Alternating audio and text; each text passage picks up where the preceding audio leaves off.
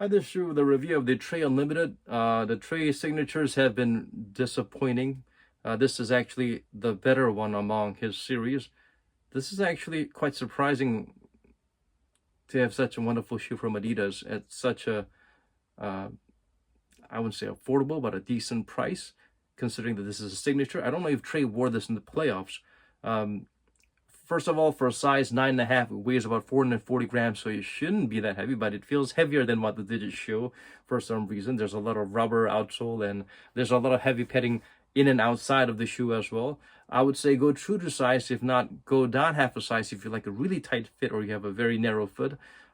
Again, the toe box area, there's no lace loop or locking, I suppose, setup there. So unless you poke some lace loops, lace holes yourself, there's not going to be a secure lockdown on your toe area. It'll be kind of I suppose, not very secure. You won't feel that secure. There are so many lace loops. I think they could have skipped a few and then put some here. I don't know why they have so many lace loops all the way here. You don't need that many.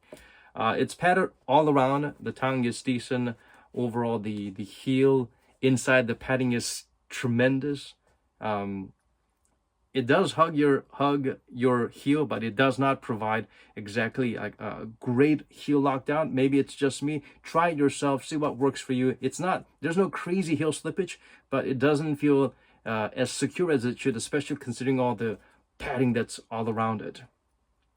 The best feature about the shoe is that they brought back the bounce cushioning, and it feels just as good as you remembered it from shoes like the Dame 5.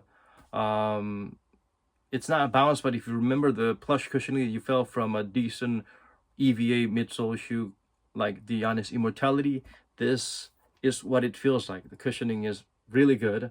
I really can't complain much about it, especially the fact that even if you remove the thick Ortholite insole and you try the shoe, it feels just as plush and cushiony as Immortality or Dame 5s. So that's pretty shocking. Of course, it'll bottom out eventually, but in the first few tries, it feels pretty amazing. Like nothing Adidas has shown in recent years.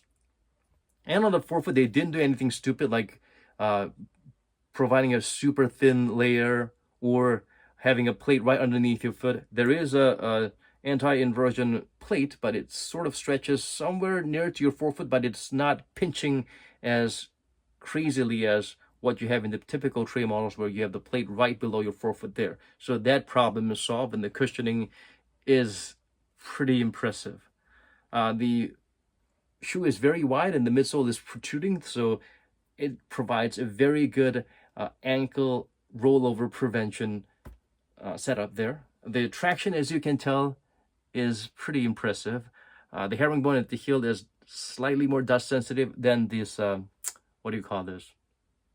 This exploding Rorschach test kind of pattern there. But the pattern is pretty impressive. The grooves are pretty deep, and it's not as crazy dust sensitive as some of the previous Adidas models. Definitely way better than the disgrace of basketball shoes in terms of traction, like the Dame 5 or 6, which is they have traction that appears like they should work, but they don't. But this is actually a lot better. I wouldn't say this is a crazy quick material, but this is actually pretty good. This is actually pretty impressive traction. So yeah, bounce is back. I'm glad they're using it. I guess maybe the bounce is pretty dense. It also adds to the weight as well. But it's not crazy heavy like some of the crazy LeBron models in the past.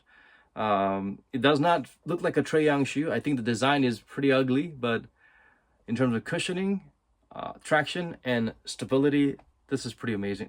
You will have to poke some holes on the toe box area to provide a secure fit and lockdown. But yeah, the price point is not crazy, somewhere around $100, but I think it should go on sale, and it should sell a lot cheaper. I think it's a bit overpriced considering the fact that this is just back to basics, but considering the fact that this is a really pretty impressive shoe, worth the price of admission, I suppose.